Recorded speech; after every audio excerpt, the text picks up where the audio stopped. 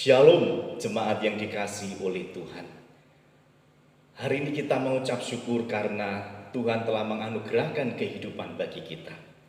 Terlebih lagi di hari Minggu ini kita boleh mengalami panggilan dari Tuhan untuk beribadah kepada Tuhan. Bahkan hari ini kita boleh memperingati akan kebangkitan Tuhan Yesus. Mari saya mengajak kita sekalian untuk beribadah kepada Tuhan yang telah menganugerahkan kepada kita hidup yang kekal. Mari saya mengajak kita menenangkan hati kita sejenak di dalam saat teduh sebelum kita masuk di dalam ibadah.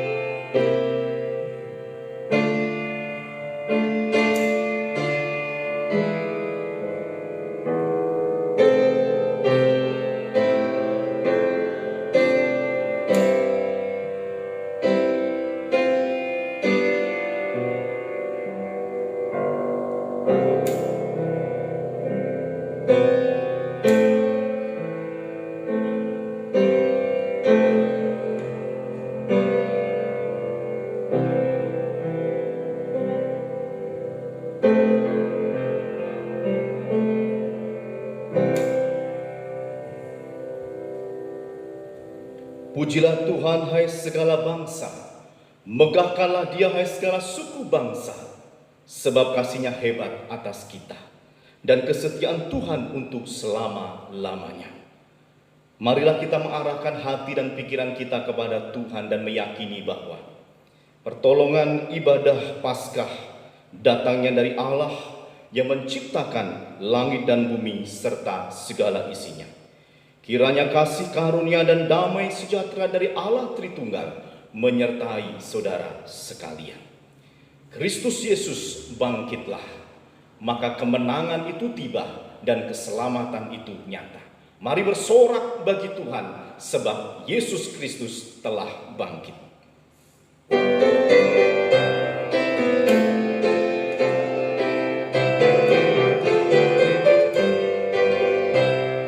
Kristus Yesus bangkitlah, haleluya. Semua makhluk soraklah, haleluya. Angkat suara pujilah, haleluya. Bumi surga bersuka, haleluya. Raja mulia bangkitlah, haleluya. Jiwa duri tebusnya, haleluya. Serat bau dipatahkan, haleluya. Iblis telah dikalahkan, haleluya.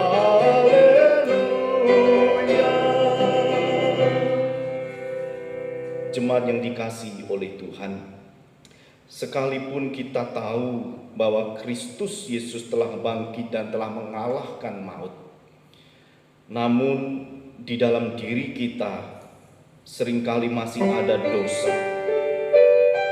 Dosa yang terus kita perbuat sebab kita belum sepenuhnya mengalami pertobatan dan meninggalkan dosa. Maka mari kita datang kepada Tuhan, memandang salib Tuhan, mengaku dosa di hadapan Tuhan. Karena salib Tuhan, kita memperoleh penebusan dan pengampunan dosa.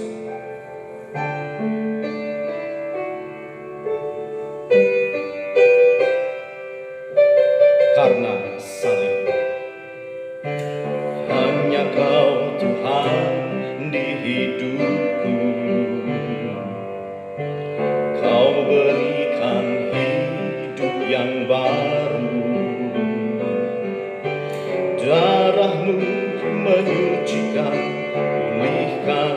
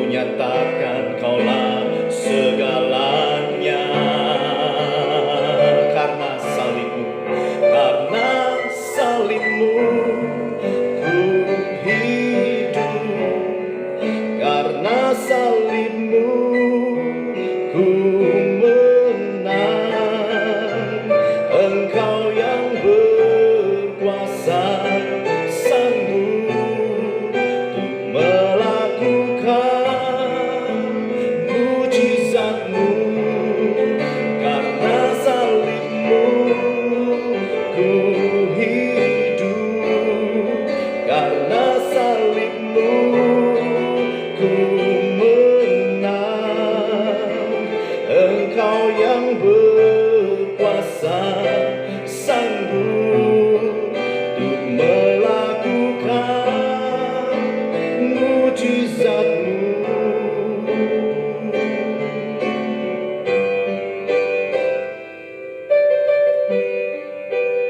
Saudaraku yang dikasihi oleh Tuhan, mari kita datang kepada Tuhan di bawah salib Tuhan dan mengaku dosa kita di hadapannya. Kasihanilah kami ya Tuhan menurut kasih setia-Mu, sebab kami adalah orang yang berdosa. Di dalam kasih setia-Mu kami memohon pengampunan, supaya kami layak di hadapan-Mu ya Tuhan. Perbaharuilah batinku untuk hidup bagi-Mu. Kami bersyukur untuk pengampunan yang telah Tuhan anugerahkan. Dalam nama Tuhan Yesus. Amin. Saudara, berbahagialah orang yang diampuni pelanggarannya, yang dosanya ditutupi. Berbahagialah manusia yang kesalahannya tidak diperhitungkan oleh Tuhan. Maka dari itu dengarkanlah berita anugerah. Baiklah orang fasik meninggalkan jalannya, dan orang jahat meninggalkan rancangannya. Baiklah ia kembali kepada Tuhan, maka Dia akan mengasihaninya. Dan kepada Allah kita, sebab Ia memberi pengampunan dengan limpahnya. Yesaya 55 ayat yang ke-7. Dan sebagai respon kita atas pengampunan yang Tuhan sudah berikan kepada kita, mari kita hidup sesuai dengan perintah Tuhan, sebagaimana yang tertulis di dalam firman Tuhan, Roma pasal yang ke-5 ayat yang ke-5. Mari kita baca bersama-sama petunjuk hidup baru. Dan pengharapan tidak mengecewakan, karena kasih Allah telah dicurahkan dalam hati kita oleh Roh Kudus yang telah dikaruniakan kepada kita. Saudara yang dikasihi oleh Tuhan, mari kita bersama-sama membacakan, mengikrarkan pengakuan iman rasuli. Apa yang kau percayai tentang Allah? Aku percaya kepada Allah, Bapa yang Maha Kuasa, Khalik langit dan bumi. Apa yang kau percayai tentang Yesus? Aku percaya kepada Yesus Kristus, anaknya yang tunggal, Tuhan kita, yang dikandung dari Roh Kudus, lahir dari anak darah Maria, yang menderita sengsara di bawah pemerintahan Pontius Pilatus, disalibkan, mati, dan dikuburkan, turun ke dalam kerajaan maut. Pada hari yang ketiga bangkit pula dari antara orang mati, naik ke surga, duduk di sebelah kanan Allah Bapa yang Maha Kuasa. Dan dari sana Ia akan datang untuk menghakimi orang yang hidup dan yang mati.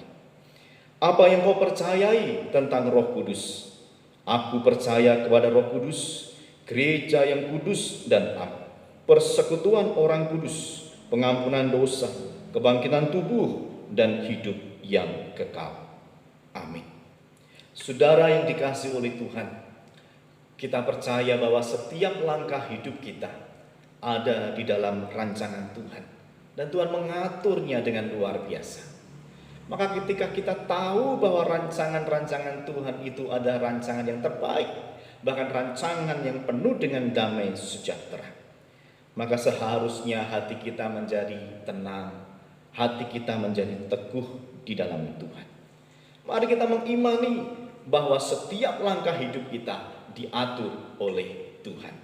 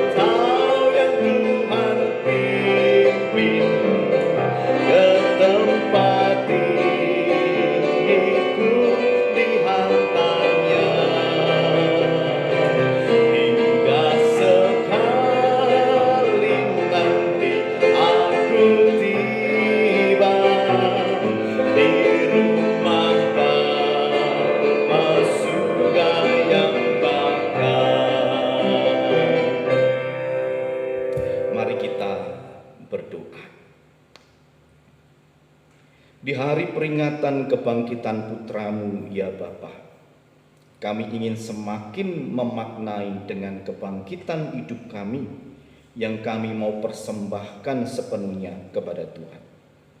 Oleh sebab itu Tuhan, ajarlah kami untuk mengerti dan melakukan firman Tuhan yang akan kami dengar pada saat ini. Di dalam nama Tuhan Yesus kami berdoa. Amin.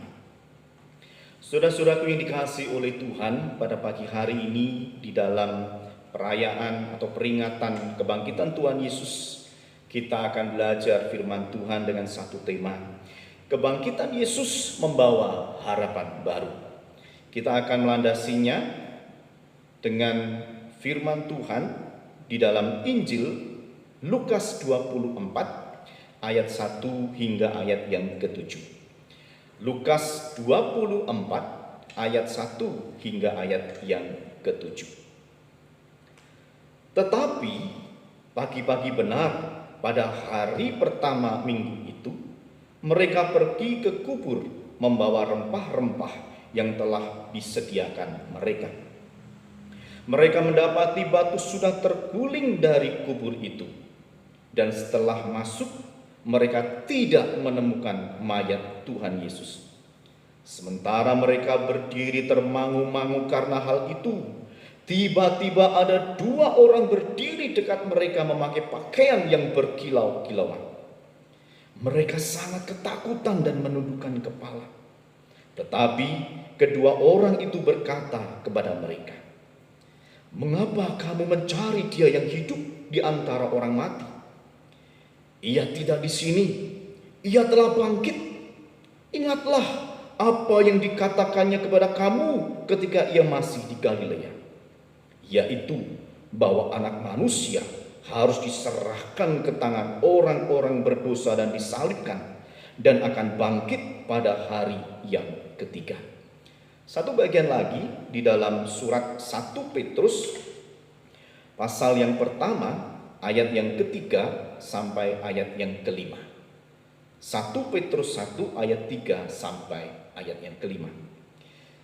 Terpujilah Allah dan Bapa Tuhan kita Yesus Kristus, yang karena rahmat-Nya yang besar telah melahirkan kita kembali oleh kebangkitan Yesus Kristus dari antara orang mati kepada suatu hidup yang penuh pengharapan, untuk menerima suatu bagian yang tidak dapat binasa, yang tidak dapat cemar, dan yang tidak dapat layu, yang tersimpan di surga bagi kamu, yaitu kamu yang dipelihara dalam kekuatan Allah karena imanmu, sementara kamu menantikan keselamatan yang telah tersedia untuk dinyatakan pada zaman akhir.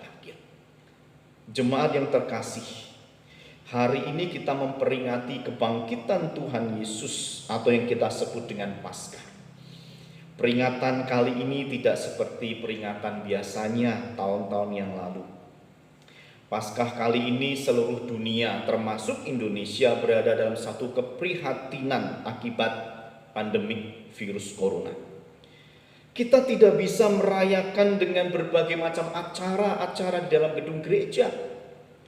Kita mungkin anak-anak sekolah minggu tidak bisa menghias atau mencari telur Paskah di sekolah minggu. Tapi hari ini dalam suasana yang sangat berbeda dari biasanya, kita hanya bisa beribadah, memperingati serta merayakan Paskah dengan sederhana di rumah kita masing-masing. Namun saudara yang kasih oleh Tuhan, saya berharap kita sekalian tidak kehilangan sukacita, kemenangan dari kebangkitan Tuhan Yesus Kristus. Sebab kebangkitan Tuhan Yesus membawa harapan baru bagi dunia, khususnya bagi kita orang-orang percaya. Saudara yang kasih oleh Tuhan, di tengah pandemi virus corona sampai hari ini, seluruh dunia mengharapkan hal yang sama, yaitu apa? Bahwa pandemi corona ini segera berakhir, sehingga semua dapat hidup normal kembali. Saudara, hari Selasa yang lalu, Kota Wuhan baru saja memulai kehidupan yang baru. Setelah hampir 3 bulan mereka terisolasi atau istilahnya diisolasi. Mereka tidak boleh keluar dari rumah mereka dan hanya tinggal di dalam rumah mereka. Dan ketika di kota Wuhan itu dibuka, Bapak Ibu Saudara, aktivitas mulai kembali normal. Sepertinya China sudah bisa terbebas dari virus corona. Tetapi saudara, kenyataannya diberitakan di salah satu kota lain di China, yaitu di Zhejiang, muncul kasus baru lagi. Entah ini benar atau tidak. Kemudian diberitakan juga kalau beberapa orang di Wuhan yang sudah sembuh, yang sempat terpapar dan kemudian sembuh, ada yang kambuh lagi. Aduh saudara, sepertinya keadaan ini ternyata belum bisa berakhir, belum bisa terselesaikan dengan baik, belum bisa ada ketenangan, belum bisa ada kenyamanan. Di Amerika, di Eropa, secara khusus di Italia, di Spanyol, bahkan juga di Inggris, sudah banyak nyawa yang menjadi korban dari virus ini, Bapak Ibu Saudara. Bahkan di Indonesia hari ini, Bapak Ibu Saudara, tercatat 3.500 lebih orang yang dilaporkan terpapar.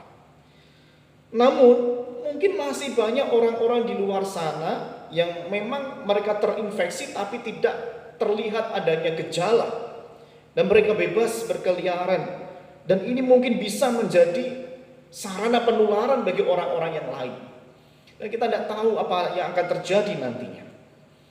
Lagi-lagi saudara, kita menarik nafas yang panjang karena situasi ini belum berakhir. Apakah masih ada harapan? Jemaat yang dikasihi oleh Tuhan, mungkin keadaan ini sangat membuat kita mengalami kesulitan. Saya percaya banyak rencana-rencana Anda yang terpaksa harus dibatalkan. Anak-anak yang tadinya sekolah dengan baik pada akhirnya harus dipindahkan belajar di rumah. Ekonomi yang tadinya berjalan dengan baik, bagus, semakin bertumbuh, tapi tiba-tiba harus mengalami penurunan yang drastis imbas dari adanya virus corona ini. Keuangan keluarga juga tentunya mengalami penurunan karena terdampak. Bahkan beberapa wilayah, Bapak Ibu Saudara, telah menerapkan dan mengusulkan pembatasan sosial berskala besar. Dan tentunya ini akan sangat-sangat berdampak bagi kehidupan warga yang tinggal di wilayah tersebut. Secara khusus perekonomian juga pasti akan sangat terdampak. Akan muncul banyak orang-orang yang mengalami kesulitan secara ekonomi. Akan semakin banyak muncul orang-orang yang mengalami penderitaan karena mereka tidak bisa makan, tidak bisa mencukupi kebutuhan hidup mereka. Bahkan ada beberapa daerah yang nampak seperti kota sunyi. Mereka semuanya ketakutan masuk ke rumah masing-masing, tidak ada orang yang ada di jalanan, tidak ada sama sekali. Saudara, apakah keadaan ini bisa bertambah parah? Kita tidak tahu. Tapi kita selalu berdoa bahwa keadaan ini akan selalu membaik dan terus membaik dan membaik. Saudara yang dikasihi oleh Tuhan, keadaan yang jauh lebih parah pernah dialami oleh manusia yang berdosa. Sejak kejatuhan Adam dan Hawa itu dari dosa, hukuman mati itu diberlakukan kepada mereka, bahkan kepada manusia sampai hari ini. Sejak saat itulah bayang-bayang kematian, bayang-bayang kebinasaan, bayang-bayang maut itu menghantui dan mengikuti manusia. Manusia yang berdosa hidupnya itu selalu dibayang-bayangi dengan ketakutan karena kematian. Bukan hanya kematian secara fisik, terpisahnya jiwa dari tubuh, tapi kematian kekal, yaitu kebinasaan, siksaan, penderitaan di dalam neraka. Hidup manusia sedang berjalan menuju penghukuman akhir, yaitu kebinasaan. Apakah tidak ada jalan keluar bagi manusia sehingga keadaan yang begitu parah seperti ini? Apakah tidak ada cara lain untuk bisa terlepas dari hukuman ini? Tidak ada, saudara. Tidak ada. Segala upaya yang dilakukan oleh manusia tidak mungkin dapat membebaskan mereka dari hukuman ini. Perbuatan baik sebaik apapun, perbuatan amal sebanyak apapun, itu tidak mampu menggantikan penghukuman ini. Tidak mampu menebus mereka dari penghukuman kebinasaan ini. Sebab bagi Tuhan, dosa sekecil apapun itu adalah kekejian di mata Tuhan. Dan hukumannya adalah mati, yaitu kebinasaan. Saudaraku yang dikasihi oleh Tuhan, inilah yang membuat harapan seolah-olah tidak ada lagi. Manusia tidak bisa lagi berharap untuk bisa hidup dengan tenang di dalam kekekalan di surga. Karena tidak ada jalan keselamatan. Yang ada hanyalah jalan menuju penderitaan. Saudara-saudara yang kasih oleh Tuhan, karena Allah sangat mengasihi dunia ini, sehingga Dia berinisiatif untuk membebaskan manusia dari hukuman kebinasaan. Ya, Yesus Kristus mengorbankan dirinya untuk menghapus dosa manusia dan menebus mereka dari kuasa iblis, serta memberi harapan kepada manusia untuk dapat menikmati hidup kekal di surga. Dan pengharapan itu telah digenapi di dalam kebangkitan Tuhan Yesus, di mana Dia memproklamasikan kemenangannya atas kuasa iblis. Itulah yang dikisahkan di dalam Injil, bahwa Yesus bangkit dari kematian.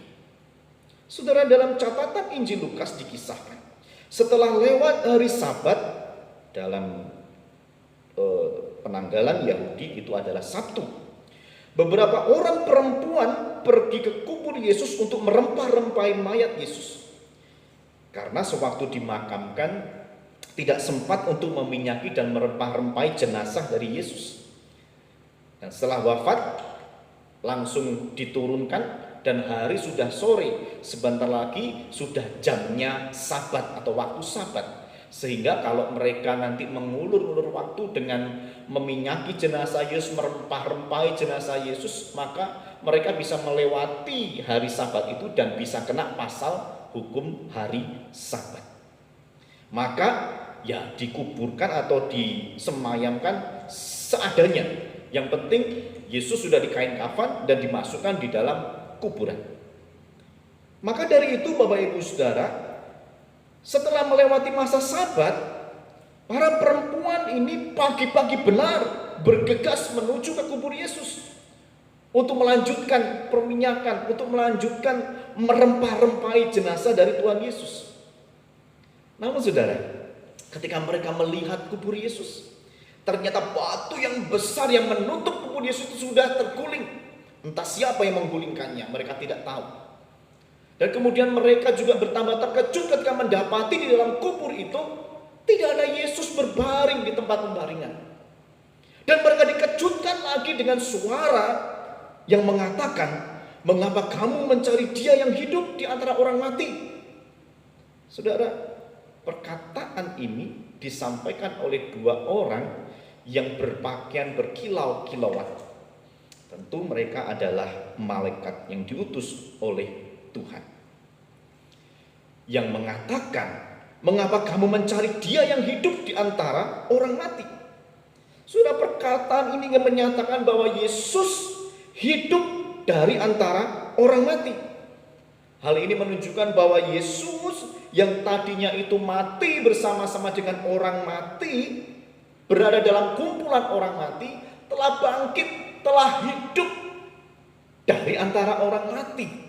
Dan Dia sekarang berada di dalam kumpulan orang-orang hidup. Kemudian malaikat juga menegaskan lagi, Ia tidak ada di sini, Ia telah bangkit. Jadi semakin memperjelas bahwa Yesus yang pernah mati itu telah hidup kembali. Yes, memang benar, Yesus yang telah mati itu bangkit dan hidup kembali. Dia juga menampakkan diri kepada murid-muridnya, bahkan kepada banyak orang. Dan itu membuktikan bahwa dia memang benar-benar bangkit dari kematian.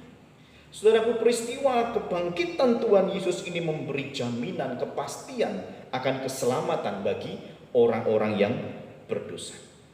Saudara, Rasul Petrus menulis kalimat tentang kebangkitan yang memberi pengharapan dalam surat yang pertama, pasal yang pertama, ayat 3 sampai ke 5. Petrus menyebut di dalam ayat yang ketiga bahwa kebangkitan Kristus dari antara orang mati itu melahirkan kita kembali kepada suatu hidup yang penuh dengan pengharapan. Pengharapan apa? Pengharapan kebangkitan Yesus. Dan kebangkitan Yesus telah membuka jalan kepada suatu hidup yang penuh dengan pengharapan, Bapak Ibu Saudara. Ayat yang keempat dijelaskan. Pengharapannya adalah untuk menerima suatu bagian yang tidak dapat binasa, yang tidak dapat cemar, yang tidak dapat layu, yang tersimpan di surga bagi kamu. Inilah jaminan keselamatan dan hidup kekal berada di dalam surga. Ini pengharapan bagi kita orang-orang yang percaya kepada Tuhan Yesus. Lalu ayat yang kelima, Petrus juga menjelaskan ada pengharapan apa itu? Untuk menerima pemeliharaan dalam kekuatan Allah. Saudara, pengharapan akan pemeliharaan Tuhan kepada orang percaya dalam beberapa terjemahan itu yang ada yang menerjemahkan dilindungi. Jadi di dalam pemeliharaan itu juga mencakup perlindungan. Selain mencukupkan, selain menyertai, ada perlindungan. Dari malapetaka, dari mara bahaya, dari kuasa si jahat iblis itu. Namun saudara, untuk memperoleh pengharapan itu dibutuhkan iman untuk menerima pengharapan. Maka oleh iman kita selamat. Dan oleh iman kita memperoleh jaminan perlindungan serta pemeliharaan yang sempurna dari Tuhan Yesus. Jemaat yang dikasihi oleh Tuhan, kematian Yesus yang kita peringati hari Jumat lalu itu adalah senjata yang paling ampuh untuk menghancurkan dan mengalahkan kuasa iblis. Dan hari ini saat kita memperingati kebangkitan Tuhan Yesus, kita diingatkan bahwa karena Yesus bangkit, maka dia menang atas maut. Dan itu artinya ada harapan baru bagi manusia yang berdosa untuk bebas dari hukuman dan hidup kekal di dalam surga. Harapan akan jaminan keselamatan dan jaminan pemeliharaan Tuhan itu menjadi nyata. Nah, saudara yang dikasihi oleh Tuhan, Yesus sebelum wafat, ketika masih disalibkan di kayu salib itu, dia sempat berkata, ini perkataan yang terakhir, ke dalam tanganmu kuserahkan nyawaku. Saudara tahu bahwa perkataan Tuhan Yesus ini mengutip dari Mazmur 31 ayatnya yang ke-6. Mazmur 31 ini Bapak Ibu Saudara secara keseluruhan ingin mengungkapkan perasaan dari si pemazmur. Dia merasa aman, dia merasa nyaman, dia merasa tenang di dalam pemeliharaan dan perlindungan Tuhan. Sekalipun saat itu dia sedang mengalami pergumulan yang begitu berat. Nah saudara, Mazmur 31 ini biasa dipakai oleh orang-orang Yahudi sebagai doa mereka sewaktu malam menjelang tidur. Saudara, tidur itu adalah keadaan di mana seseorang tidak berdaya, betul ya? Dan dia tidak memiliki kekuatan untuk dapat bertahan terhadap bahaya. Karena memang dia tertidur, apalagi sampai mimpi terhidup dengan lelapnya gitu ya, sangat nyenyak tidurnya. Tidak ada kepekaan, tidak ada kekuatan, tidak ada refleks untuk melindungi diri dari ancaman bahaya. Lalu bagaimana bisa tidur dengan nyenyak?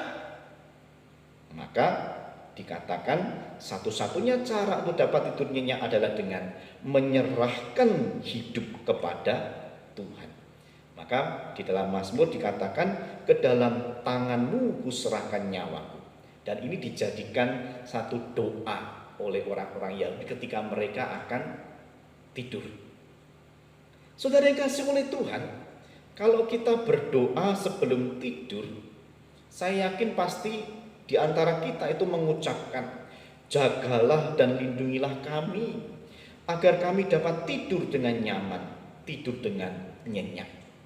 Dan itulah yang dilakukan oleh orang Yahudi ketika dia mengucapkan Mazmur 31 ini. Dengan harapan bahwa di dalam tangan Tuhan kami membawa hidup kami, menyerahkan hidup kami. Ini adalah sebuah penyerahan hidup sekaligus iman kepada Tuhan yang akan memelihara serta melindungi dirinya untuk melewati malam yang gelap.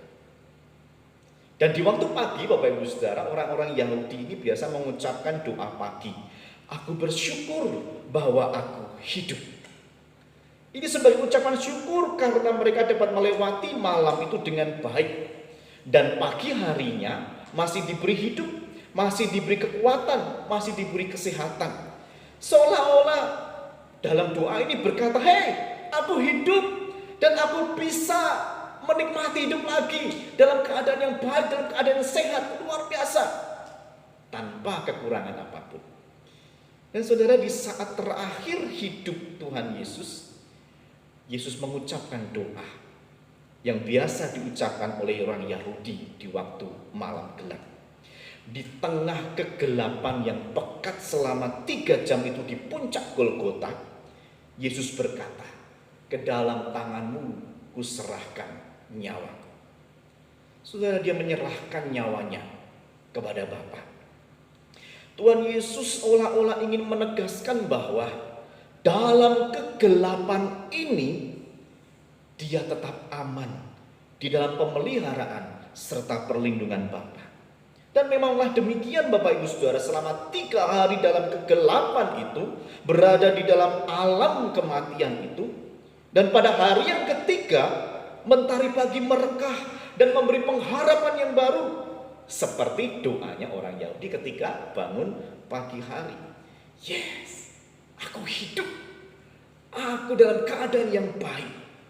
Saudara, pagi-pagi benar para perempuan ini pergi ke kubur Yesus, seolah-olah ini memberitahu kepada kita, Bapak Ibu Saudara, bahwa kegelapan itu tidak berkuasa untuk mengalahkan Yesus. Justru Yesus yang mengalahkan kegelapan itu. Muncullah terang yang sejati dari antara kegelapan. Dan kegelapan itu sirna, kegelapan itu hancur. Saudaraku yang dikasihi oleh Tuhan, kegelapan tidak lagi berkuasa di dalam diri Yesus. Yesus telah mengalahkannya dengan kebangkitannya, membuktikan bahwa Yesus telah menang dari kuasa kegelapan. Maka dari itu pagi-pagi benar menunjukkan bahwa pagi hari ini aku hidup. Pagi hari ini aku dalam keadaan yang baik. Jemaat yang dikasihi oleh Tuhan, mungkin hari ini Anda, saudara, sedang berjalan di dalam kegelapan. Karena kita tidak tahu apa yang akan terjadi dengan dunia hari ini terkait dengan pandemik virus corona. Kita juga tidak tahu apa yang akan terjadi dengan Indonesia. Atau bahkan kita juga tidak tahu dengan apa yang akan terjadi dengan masa depan kita, dengan hidup keluarga kita. Kita tidak tahu. Dan kita sedang berjalan di dalam kegelapan. Saudara, Yesus Kristus bangkit, dia hidup. Ketika kita mengetahui bahwa dia bangkit, dia hidup dan memberi harapan jaminan hidup yang kekal. Saudara yang dikasihi oleh Tuhan, maka seharusnya hal ini membuat kita percaya dan menerima Tuhan Yesus sebagai juru selamat kita. Sebab tidak ada jalan menuju keselamatan selain daripada Yesus Kristus sendiri. Ketika kita mengetahui bahwa kebangkitan Yesus memberi harapan dan jaminan pemeliharaan serta perlindungan, maka seharusnya Bapak Ibu Saudara, kita semakin kuat, kita semakin tabah dalam menjalani kehidupan hari ini. Sekalipun keadaan itu sepertinya tidak ada harapan, namun dalam pemeliharaan serta perlindungan dari Tuhan selalu terbit pengharapan. Dan harapan di dalam Tuhan tidak pernah mengecewakan. Maka Bapak Ibu Saudara yang kasih oleh Tuhan, ketika hari ini engkau sedang berjalan dalam kegelapan dan tidak tahu apa yang akan terjadi dalam hidupmu, dalam pekerjaanmu, dalam masa depanmu dan anak-anakmu, mari serahkanlah hidupmu kepada Tuhan. Berserulah, ke dalam tangan-Mu ya Tuhan aku serahkan hidupku, aku serahkan keluargaku, aku serahkan masa depanku, aku serahkan bangsaku Indonesia. Dan nantikanlah bahwa mentari pagi yang bersinar terang itu akan menghilangkan, akan melenyapkan, akan mengenyahkan segala macam kegelapan. Nantikanlah pemeliharaan dan perlindungan Tuhan nyata atas hidupmu. Nantikanlah pemulihan atas dunia ini. Nantikanlah pemulihan atas Indonesia, atas keluargamu, atas hidupmu. Dan engkau akan melihat dan menyaksikan sendiri bahwa Tuhan berkarya nyata untuk memulihkan dunia, memulihkan negeri kita Indonesia, memulihkan pekerjaan kita, keluarga kita, bahkan hidup kita. Dan semuanya ada di dalam pemeliharaan dan perlindungan Tuhan yang sempurna. Saudaraku yang dikasihi oleh Tuhan, Yesus Kristus telah bangkit dan pengharapan baru Dia sediakan bagi kita. Maka tetaplah memiliki harapan di dalam Tuhan, karena harapan di dalam Tuhan Yesus, di dalam kebangkitannya itu tidak pernah mengecewakan. Mari kita berdoa. Tuhan, kiranya Engkau mengaruniakan kepada kami iman untuk mempercayai bahwa Engkaulah satu-satunya Tuhan dan Juru Selamat kami, yang menjamin hidup kami di dunia ini, bahkan sampai di dalam kekekalan. Karuniakan kepada kami iman untuk kami selalu yakin bahwa hidup kami ada di dalam perlindungan dan pemeliharaan yang sempurna dari Tuhan. Sehingga tatkala kami harus berjalan di dalam kegelapan, kami tetap melihat sinar yang terang yang memancar untuk menerangi langkah hidup kami. Sehingga kami selalu memiliki kepastian bahwa kami hidup dan kami dalam keadaan yang baik. Terima kasih ya Tuhan. Dalam nama Yesus kami berdoa. Amin. Saudara-saudara yang dikasihi oleh Tuhan, mari bersama-sama kita akan mengakhiri ibadah peringatan kebangkitan Tuhan Yesus pada pagi hari ini. Mari kita menaikkan puji, hormat, kemuliaan bagi Allah Tritunggal.